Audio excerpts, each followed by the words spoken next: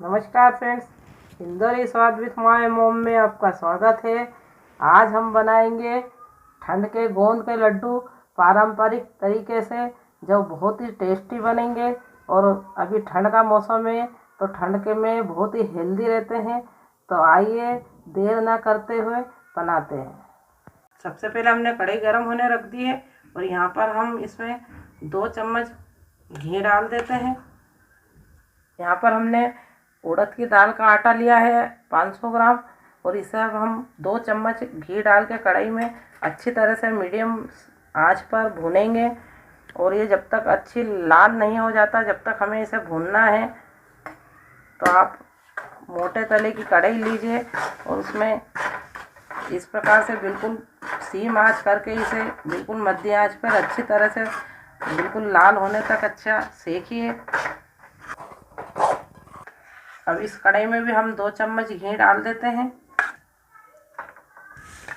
यहाँ पर हमने मूंग की दाल का आटा लिया है 500 ग्राम। इसे भी हम बिल्कुल सीम आंच पे इसी प्रकार से सेक लेंगे।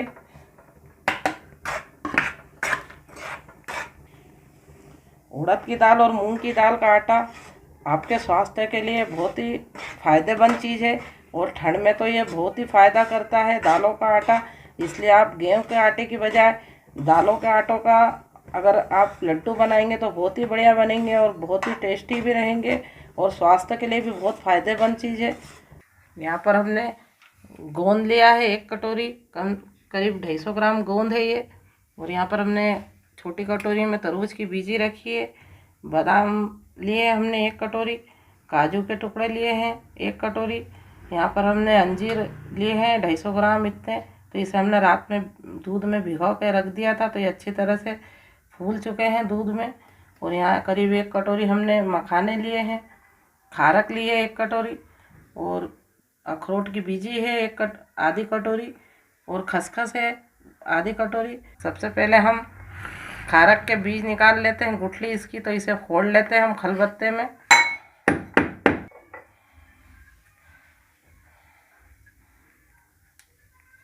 देखिए इस प्रकार से आप इसकी गुठली निकाल लीजिए। देखिए यहाँ पर हमने सभी खारक की गुठलियाँ इस प्रकार से निकाल ली है और इसे हमने छोटे छोटे टुकड़े कर लिए हैं। तो इसे अब हम मिक्सर में घुमा लेते हैं।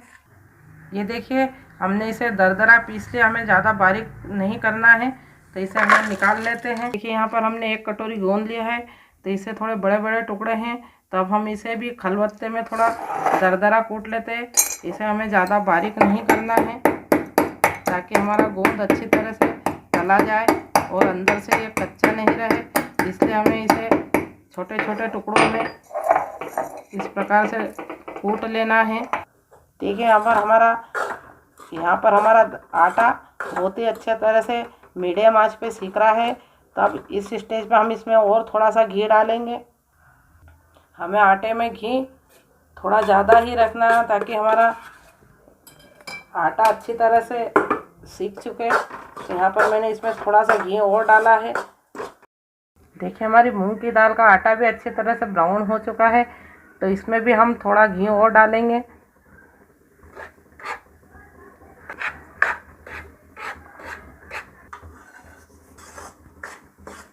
देखिए हमने दोनों दालों के आटे में अच्छी तरह से घी डाल दिया है। अभी इसे हमें बीच बीच में चलाते रहना है और अच्छा लाल हो जाए जब तक हमें इसे बिल्कुल मध्य आंच से दोनों आटों को अच्छी तरह से सेकना है। देखिए यहाँ पर हमने गोंद को अच्छा दरदरा कूट लिया है, थोड़ा बारीक बारीक टुकड़े कर लिए हैं। तो इसे भी हम एक साइड रख देते हैं। यदि हमारी गैस फ्री होती है जब तक हम ये ड्राई फ्रूट्स जो हमने लिए हैं, काजू बादाम और ये अखरोट, इन सभी के बारीक बारीक टुकड़े कर लेते हैं। देखिए इसे हमें ज़्यादा बारीक नहीं काटना है, बस इस प्रकार से 2-2 टुकड़े कर लीजिए। देखिए यहाँ पर हमने काजू के छोटे छोटे टुकड़े कर लिए हैं। इसी प्रकार से हम बादाम की बीजी के भी छोटे छोटे टुकड़े कर लेते हैं। देखिए यहाँ पर हमारा आटा बहुत ही बढ़िया तरह से सीख रहा है और ये अच्छी तरह से ब्राउन हो चुका है। इसे अब हम 5 मिनट और सेकेंगे। और ये हमारा उड़द की दाल का आटा भी बहुत ही बढ़िया तरह से सीख रहा है। इसे भी हम 10 मिनट और सेकेंगे। इसमें थोड़ा टाइम ज़्यादा लगता है। बादाम की बीजी भी इस प्रकार से बारीक बारीक काट लिए और अब हम ये अखरोट को भी इसी प्रकार से काट लेते हैं। देखिए हमारी मूंग की दाल का आटा बहुत ही बढ़िया तरह से लाल हो चुका है और अब हमें इसी स्टेज पे गैस बंद कर देना है और इसे बीच बीच में थोड़ी देर और चलाते रहना है, क्योंकि हमारी अभी कढ़ाई गर्म है तो बीच बीच में हमें इसे चलाते रहना है। और यहाँ पर हमारी उड़द की दाल का आटा भी बहुत बढ़िया तरह से सीख रहा है और इसे अभी हम 5 मिनट और सेकेंगे। ये मूंग की दाल का आटा हमारा सीख चुका है तो इसे अब हम उतार लेते हैं। तो चलिए सबसे पहले हम मखाने को अच्छी तरह से हल्का सा भून लेते हैं ताकि इसकी नमी निकल जाए और ये मिक्सर में अच्छी तरह से पीस जाए। तो देखिए हमारे मखाने सीख चुके हैं और ये इस प्रकार से दबने लगे हैं अच्छे, तो इन्हें हम निकाल लेते हैं। हमें अब ये तरबूज की बीजी को भी इसी तरह से अच्छी तरह से हल्का सा भून लेना है। देखिए हमारी तरबूज की बीजी भी अच्छी तरह से भून चुकी है तो इसे भी हम निकाल लेते हैं। देखिए हमारी कढ़ाई गरम है तो इसी में हम ये खसखस भी डाल देते हैं और इसे भी हल्का सा गरम कर लेते हैं। देखिए हमारी उड़द का दाल का आटा भी तैयार हो चुका है सीख के बहुत ही बढ़िया तरह से। आप देख सकते हैं इसका कलर कितना चेंज हो चुका है, ये अच्छी तरह से लाल हो चुका है। और अभी हमारी कढ़ाई बहुत गर्म है तो इसे अब हम थोड़ी सी देर के लिए बंद कर देते हैं ताकि ये थोड़ा 5 मिनट और इसमें अच्छी तरह से लाल हो जाएगा। तो यहाँ पर हमने गैस बंद कर दी है। ये हमने खसखस को भी अच्छी तरह से गर्म कर लिया है कढ़ाई में, तो इसे भी हम निकाल लेते हैं। तो आप देख सकते हैं यहाँ पर हमने खसखस को, तरबूज की बीजी को और मखाने को तीनों को बिना घी के हल्का सा सेक लिया है। तब हम मखाने मिक्सर में घुमा लेते हैं और अब हम कढ़ाई में 2 चम्मच घी डालेंगे। ये जो हमने यहाँ पर गोंद के छोटे छोटे टुकड़े कर लिए हैं इसे अब हम 2-2 चम्मच छोटी चम्मच से डाल के इस प्रकार से तल लेते हैं। चलिए अब इस प्रकार से इसमें थोड़ा थोड़ा 1-1 चम्मच गोंद डाल के और इस प्रकार से इसे तल लेंगे। आप देख सकते हैं हमारा गोंद अच्छी तरह से तला जाएगा तो ये ऊपर आ जाएगा इस प्रकार से फूल के। ज़्यादा लाल नहीं करना है, इसी प्रकार से आप पूरा गोंद तल लीजिए। गोंद के लड्डू बनाने में सबसे ज़्यादा घी हमें आटा सेकने में और गोंद तलने में ही लगता है। आप देख रहे हैं ये मखाने भी हमने इसी प्रकार से मिक्सर में थोड़े से घुमा लिए हैं। यहाँ पर हमने तरबूज की बीजी सेकी थी हल्की सी, इसे भी हमने कूट लिया है हल्का सा। देखिए यहाँ पर हमने अंजीर रात को दूध में भिगा दी थी और आप देख सकते हैं ये अच्छी तरह से दूध में फूल चुकी है। तो इसे भी हम 2-2 टुकड़े करके और इसे मिक्सर में हम पीस लेते हैं। देखिए यहाँ पर हमने अंजीर के टुकड़े कर लिए हैं 2-2 3-3 और इस प्रकार से हम इसमें यही दूध डाल देते हैं और इसे भी अच्छी तरह से थोड़ा उसका घुमा लेते हैं मिक्सर में और इसका अच्छा पेस्ट बना लेते हैं। तो ये देखिए हमने अंजीर को अच्छी तरह से दूध में बारीक पीस लिया है। ये गोंद हमने तल लिया है और इसे अब हम साइड में रख देते हैं। हम इसी कढ़ाई में थोड़ा सा घी डालते हैं। 1 चम्मच घी कढ़ाई में डाला है और इसमें अब हम बादाम डाल देते हैं और ये जो हमने काजू लिए थे ये भी डाल देते हैं और अखरोट डाल देते हैं और इन सभी को हम अच्छी तरह से 2 मिनट के लिए सेक लेते हैं। इन्हें हमें ज़्यादा लाल नहीं करना है, हमें इन्हें बस 5 मिनट हल्की आंच पे भूनना है। तो देखिए हमारे ड्राई फ्रूट्स भी अच्छी तरह से सीख चुके हैं तो इसे भी हम निकाल लेते हैं। अब हम इसमें फिर 1 चम्मच घी डालेंगे। तो यहाँ पर हमने जो ये अंजीर दूध में पीस के रखी है इसे भी अब हम हल्का सा घी में भून लेते हैं।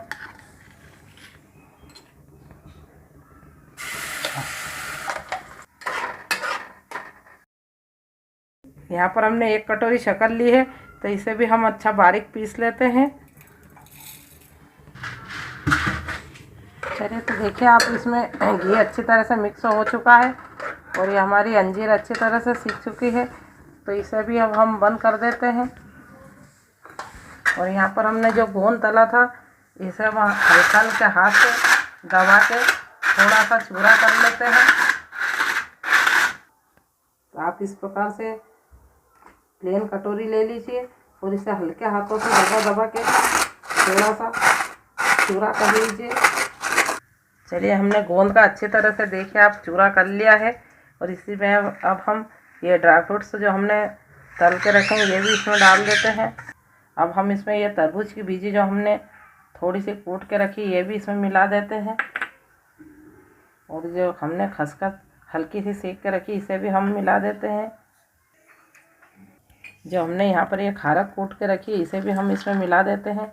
जो हमने मखाने बारीक घुमा के रखे तो ये भी इसमें मिला देते हैं। और अब इन सभी चीज़ों को हम अच्छी तरह से मिला लेते हैं। आप चाहे तो इसमें खोपरे का बूरा भी डाल सकते हैं। हमने यहाँ पर इसमें खोपरे का बूरा नहीं डाला है।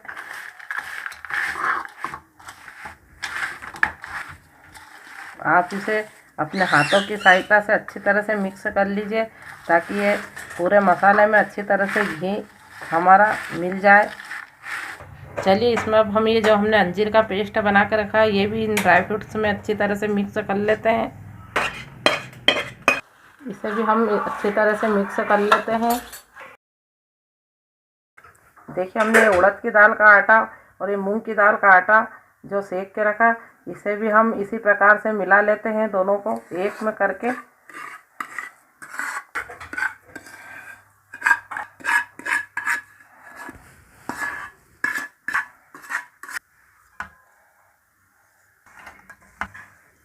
तो आप देख रहे हैं हमने उड़द की दाल का आटा और मूंग की दाल का आटा दोनों इसी प्रकार से इसे हाथ से अच्छी तरह से मिक्स कर लिया है। तो यहाँ पर हमने ये आधा आधा किलो आटा करके 1 किलो हमने करीब आटा तैयार करा है। और ये करीब 1 किलो के आसपास हमारे ड्राई फ्रूट्स तैयार हो चुके हैं। इन सभी को हम आटे में अच्छी तरह से मिक्स कर लेते हैं।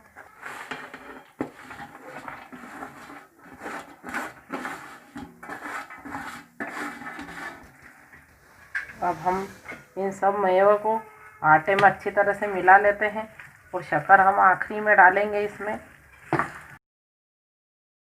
आप देख रहे हैं हमने यहाँ सभी ड्राई फ्रूट्स अच्छी तरह से आटे में मिक्स कर लिए हैं।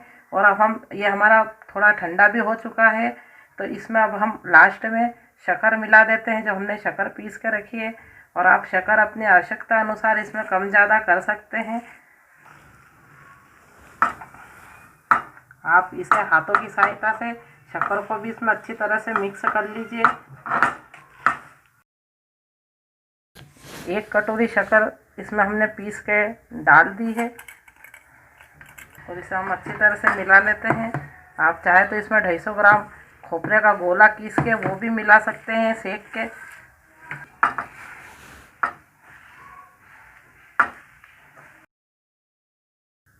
तो देखिए, यहाँ पर हमने सभी सामग्रियों को अच्छी तरह से मिक्स कर लिया है।